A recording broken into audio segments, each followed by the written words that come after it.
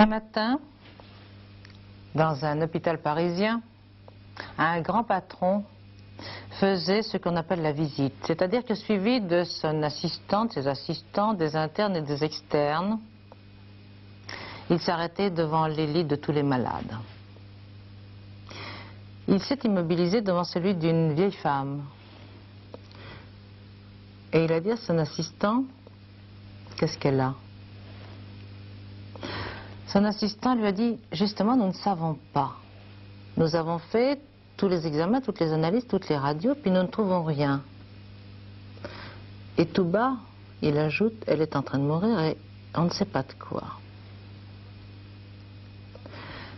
Alors le grand patron lui a dit, est-ce que vous lui avez pris la main?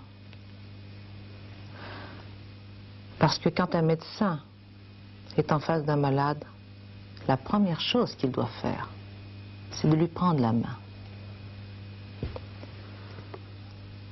Alors, depuis des semaines, lorsque j'entends les spécialistes, les techniciens, les technocrates, les économistes nous donner leurs recettes, leurs remèdes, leurs techniques pour soigner et pour guérir la France de la crise, comme ils disent, je me dis en les écoutant que jamais, non vraiment jamais, ces hommes ne sauront prendre la main du pays. Ils sont trop froids, ils sont trop secs, ils sont peut-être trop savants. Il y a quelques jours, à la fin d'une émission de radio, un journaliste m'a posé une de ces questions qui affectionnent les journalistes. Et il m'a dit, si vous étiez élu présidente de la République, quelle serait la première mesure, la mesure la plus importante que vous décideriez de prendre? C'est une question très artificielle, car il est difficile quand on gouverne de distinguer les décisions les unes des autres qui en dépendent. Mais j'ai tout de même répondu, et j'ai dit, si j'étais en charge de ce pays, je commencerai par prendre un gouvernement, par choisir un gouvernement dans lequel le pays se retrouve et se reconnaisse.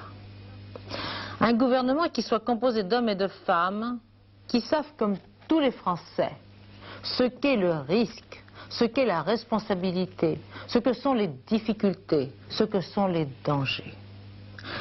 Un gouvernement d'hommes et de femmes qui accepteraient de quitter leurs affaires et de venir gouverner le pays, non pas parce que c'est leur intérêt, mais parce qu'ils veulent se battre pour que ce pays se redresse. Et pour être tout à fait sûr qu'ils se battent bien, s'ils ne réussissaient pas, eh bien je les changerai. Voilà ce que j'ai répondu, et j'y crois. Parce que je pense qu'un gouvernement doit d'abord donner l'exemple. Mais je sais bien pourtant que cela ne suffirait pas. J'ai vu depuis des années, et spécialement depuis 1974, un mur s'élever entre ceux qui gouvernent ce pays, ceux qui administrent ce pays et ceux qui sont gouvernés. Un mur qui devient infranchissable, un mur du centralisme technocratique. Ça n'est pas une critique, c'est une constatation. En 1974, les technocrates, cette élite de l'administration, a confisqué le pouvoir politique. Avant, il était exercé par des hommes qui connaissaient la réalité. En 1974, M. Valéry Giscard d'Estaing, M. Chirac, M. Fourcade, d'autres étaient des technocrates et ils ont exercé le pouvoir politique. Et à partir de là, la France s'est séparée en deux, ceux qui gouvernent et ceux qui administrent et les autres. Et je pense que cette séparation est tellement forte qu'on ne peut pas la rompre seulement par la tête. En fait, De Gaulle avait raison. Il avait raison en 1969, lorsqu'il voulait redonner vie à la région. Alors, nous ne l'avons pas bien compris. D'abord parce que le texte du référendum était tellement mal ficelé que véritablement il était incompréhensible et puis on avait tout mélangé, le Sénat et le reste. Mais l'idée était bonne. Moi-même, j'ai été longue à le comprendre. Je ne voyais au fond la région que sous deux aspects. Ou comme un pouvoir régional politique qui virtuellement peut s'opposer au pouvoir politique central, ce qui n'est pas bon. Ou comme une technocratie locale qui se superpose à la technocratie centrale, ce qui est la situation actuelle et ce qui n'est pas satisfaisant non plus. En fait, il faut réinventer la région. C'est par la diversité que renaîtra l'équilibre et que le sang circulera à nouveau dans ce pays. Il faut que l'invention, l'imagination, le sens des réalités viennent de chaque région de France. Alors j'ai proposé une structure articulée autour de deux pôles. D'une part, un exécutif régional, constitué par un fonctionnaire nommé par le gouvernement central et nommé pour une longue durée, pour qu'on le connaisse, qu'il connaisse les problèmes et qu'il soit lui aussi responsable. Et ce fonctionnaire dirigerait effectivement l'administration locale, ce qui n'est pas le cas actuellement, puisque l'administration locale dépend beaucoup moins du préfet de région que des ministères parisiens. En face de cet exécutif, une assemblée. Lorsqu'on parle d'une assemblée régionale élue, on pense une assemblée où les membres seraient élus spécialement pour cela, au suffrage universel direct, ce qui, je crois, n'est pas souhaitable.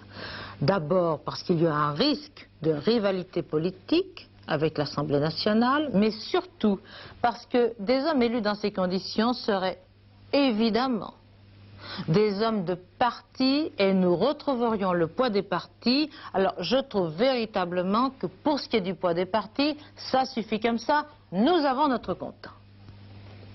En revanche, je crois que les conseillers généraux, qui sont eux aussi des hommes élus au suffrage universel direct, mais dans une circonscription où on les connaît, pourraient être ces élus réalistes, compétents, consciencieux, ne se prenant pas pour des vedettes et soumis à la sanction du scrutin qui devrait composer la nouvelle Assemblée régionale. Et cette Assemblée devrait avoir des pouvoirs très larges dans de très nombreux domaines qui touchent à la vie quotidienne du pays. Des domaines financiers, économiques, sociaux, éducatifs. À partir du moment où nous pourrons faire éclater ces monstres qui pèsent sur nous et qui sont l'éducation nationale, la Caisse des dépôts et consignations, l'Agence nationale de l'emploi, nous pourrons leur redonner un échelon humain et une utilité réelle. Et cela, c'est au niveau de la région, qui d'ailleurs devrait être beaucoup plus calquée sur les anciennes provinces que sur les régions actuelles trop artificielles. Alors, nous aurons une épargne régionale qui voudra se mobiliser pour investir dans une industrie régionale qui permettront à la main-d'œuvre régionale de s'employer. Nous aurons des centres de formation locaux qui seront adaptés aux besoins locaux pour donner à la main-d'œuvre locale l'occasion de s'employer.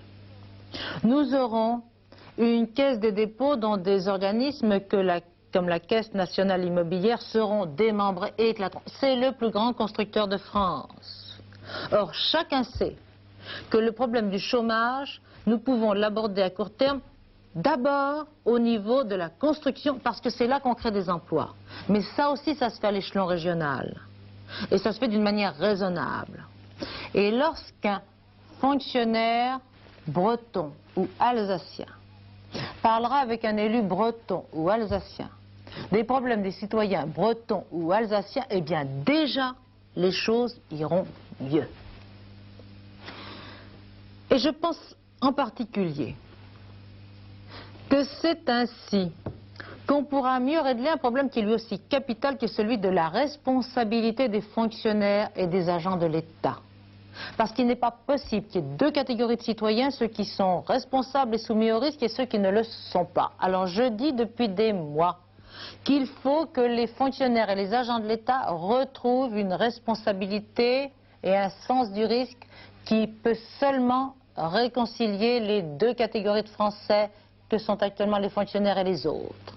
Mais cela se fera d'abord à l'échelon régional. Alors voilà, je crois, les orientations qui devraient être les nôtres. Il faut redonner à ce pays un gouvernement dans lequel il se reconnaisse. Il faut que le sang circule dans la France, et que le sang circule parce que chacune des régions pourra retrouver sa vitalité et que l'ensemble sera un ensemble d'équilibre dans la diversité. Il faut réconcilier entre les Français qui sont des fonctionnaires irresponsables actuellement, qui deviendront responsables, et les citoyens qui sont administrés, qui ont le sentiment d'être opprimés. Ainsi peut-être, en voulant redonner de l'humanité au problème, on pourra reprendre la main de la France. Et celle-ci reconnaîtra quel est son avenir, quelle est sa volonté de bonheur, de paix, de sérieux, et de quelle manière nous pouvons assurer à nos enfants l'avenir que nous voulons pour eux.